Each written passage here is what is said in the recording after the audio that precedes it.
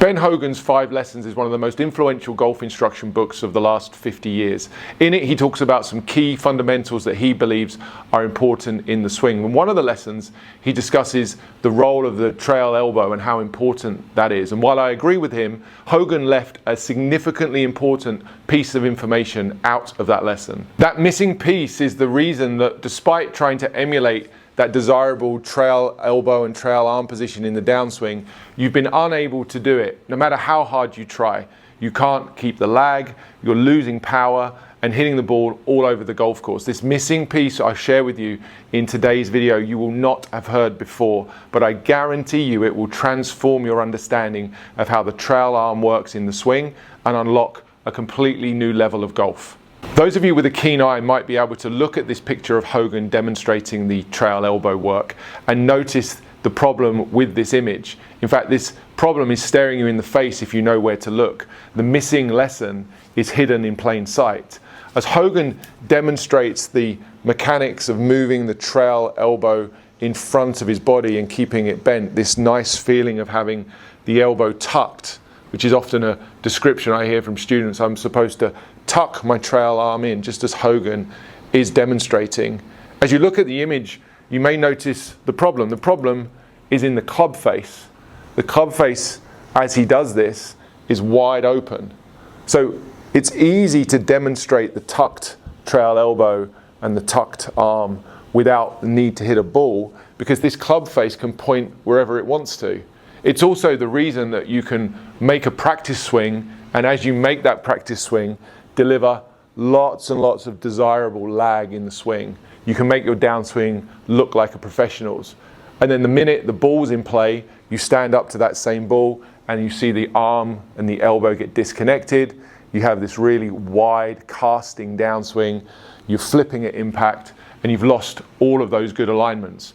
Well, the reason is because the club face is in the wrong place. And in order to truly understand the mechanics of the right arm and understand what you're supposed to do, the missing lesson lies in understanding how this trail arm works. And in order to do that, I'm going to need to share with you some basic anatomy of the trail arm, how it works and how it functions. If you can stand up and do this with me, it will really help. So stand up and hold out your trail arm, which for a right-handed golfer is your right arm, in front of you, and place it in a position whereby the pit of the elbow is facing forwards towards the front camera here. It's almost like a give blood type of position. And that would be described in anatomical terms as external rotation of the trail shoulder, pushing the arm or the elbow in towards me, as I say, with the pit of the elbow facing forward. Stack&Tilt codes this as position 3 of the elbow. Position number 3, and this would be desirable. This is the position, if you like, the movement that Hogan's demonstrating in his book.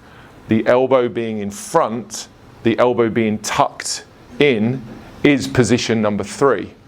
But you could also have your elbow in 2 other broad positions. One would be position 2, where the arm's turned in some 45 degrees.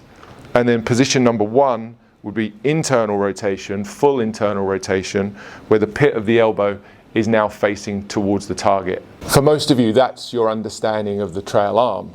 Whether it's tucked in or whether it's away from you is the extent to which this lesson has typically been taught up to this point. But what you also have to understand is that the elbow and the shoulder can move independently of the forearm. The trail forearm can rotate independently around the elbow position. Most of you who try to do position number 3, which is desirable, having the elbow tucked and forwards, do so with a forearm that's supinated. It's up. The palm of my hand is also pointing up. So we said we want the pit of the elbow pointing up, but we don't want the hand pointing up at the same time. We want the pit of the elbow up with the hand or the forearm turned. That has the effect of taking an open club face, despite me having a good elbow position here. I can take this open club face and I can rotate it with the forearm into a functional position that allows me to maintain all of these desirable alignments into impact. I don't care how hard you try to keep the elbow in front of you. If you're doing it with an open club face and coming down towards the ball like this, there's no way you're going to come into the ball with any sort of desirable alignment. Your brain is going to override the fact, the elbow is going to come out, the casting and the flipping is going to start, and your strike's going to get completely out of place. And that's what you're going to look like at impact. So if you've been trying to get this forward elbow position, you've been trying to maintain and sustain some more lag into the swing to add potential power to your stroke, but you've been unable to do so, the likely answer lies in the trail arm and the trail wrist.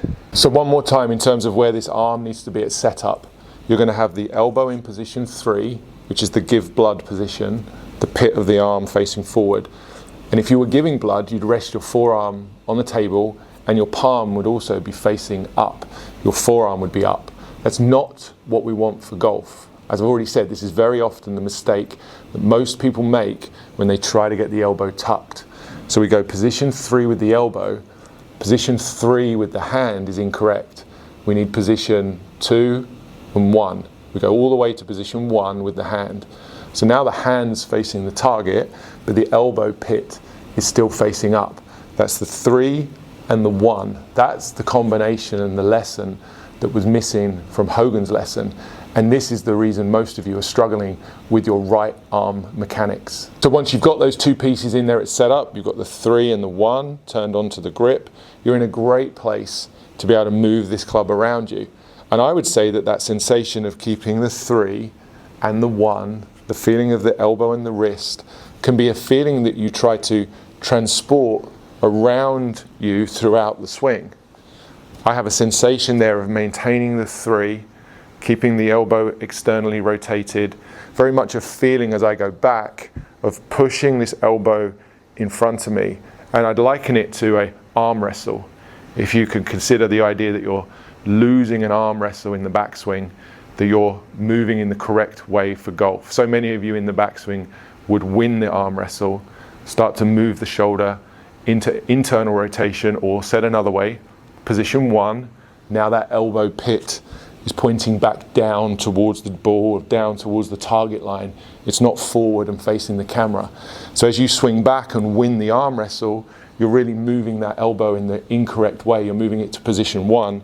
That steepens the shaft either at the top or, for many of you, on the way down. So the trick is to put the 3 and the 1 in there at setup and then transport that 3 and 1 feeling around you. This is perfect arm structure and wrist angles. I haven't changed the alignment of my wrist and my trail arm at all there. I've still got it in the 3 against the 1. This would be 3 and 3. I've got 3 and 1. The wrist and the forearm are turned down. And I can keep transporting that alignment all the way through my backswing, downswing, and even after I've hit the ball. That's the simplest way to describe it. If you go ahead and hit balls, setting up with this 3 and 1 alignment, maintaining it in the backswing and the follow through, just go ahead and do that and watch how much your ball striking improves. It really is so easy and effortless once you know what to feel and what to look for. If you've never been able to draw the ball, this will unlock a whole new world of balls that draw and go so much further than your standard shot. So you're going to put the arm position in at setup and try and keep it there throughout the entire swing. A nice little drill that you can do to help you keep the external rotation piece as best as you can is to place an object, I've got a golf glove here, underneath my trail arm, between my arm and my rib cage. And as I set up, I'm going to push the upper arm, the tricep, bicep area, just in front of my chest a little bit. Again, once again, into this give blood kind of position, externally rotating the shoulder. So I'm in this position here with some pressure, holding the glove against my chest. Now, as I go down to the ball, I need to turn the hand into the 1 position. And again, so many of you get this wrong. You keep the hand in the 3 and you end up with a grip that looks something like this, completely non-functional for the rest of the swing. So I've got the arm in the right place here, I've got the elbow in the right place, turn the forearm, pronate the forearm, so the hand's now facing the target, position 1, place it on the grip. That's what we're looking for. Now with the pressure here between the arm and the chest, keeping that number 3 feeling with my elbow and my shoulder, I can go ahead and hit balls. If I keep this pressure similar, I'm likely to be doing a good job of keeping the number 3. If I was to start losing that elbow, the 2 and the 1, you see how I drop the glove. And that might happen for you in the backswing, or you may find that you can keep the glove and the pressure in the backswing, but then you start to lose it in the downswing because once again, the elbow's moving into the wrong position. It'll be doing that as a reaction to a poor club face. So you have to find the root cause first. And as I say, for most of you, that missing lesson is understanding how to put the forearm and the wrist on the club correctly. So take the glove, place it under your trail arm, 3 of the elbow, the 1 of the wrist, transport that around you in the backswing and the downswing and hit the best shots of your life. Feels so easy. Effortless even. It's another really well struck. It's a 7-iron. Feel like I've hardly hit that. It's got 181 yards. Effortless would be the way I would describe that, and I think that's how a lot of pro swings look. They look effortless, but they're just efficient. Because things are in the right place, the club can move quickly and they can deliver maximum power transfer into the ball, as opposed to what you're probably experiencing, which is something that feels very awkward and rushed and doesn't produce particularly good shots enough of the time, and you're losing that distance that you so desire. Getting the arm and the forearm into the right place will allow your swing to become more efficient. If you're looking for an insane upgrade on your ball striking and your golf, this really is the missing lesson. The lesson that Hogan didn't quite give to everybody. And whilst it's incomplete, it doesn't allow you to benefit fully from the trail arm being tight and close to you, which is a good thing, with a club face that's open. Get yourself to the range, give this a try, and let me know how you get on. For those of you that do struggle with this part of the swing, I hope that the information I shared with you today allowed me to complete that lesson in full. The thorough description of the elbow and the arm should be the recipe that you need to go out there and hit the ball better than ever before. If you enjoyed the video today, please let me know by hitting the like button, subscribing to the channel, and getting down into the comments. If this was an educational video for you, tell me what you learned. I love to read them. I'll respond to as many as possible. I truly believe this video has the potential to be one of the most important YouTube videos you can watch on the trail arm. If you think so too, hit like, hit subscribe, let me know, and why don't you go and share this video with one of your golfing friends. Anyone looking to learn more about Stack&Tilt or take online lessons with me directly can go and look in the description. I'm going to put all of the information in there for you to check out.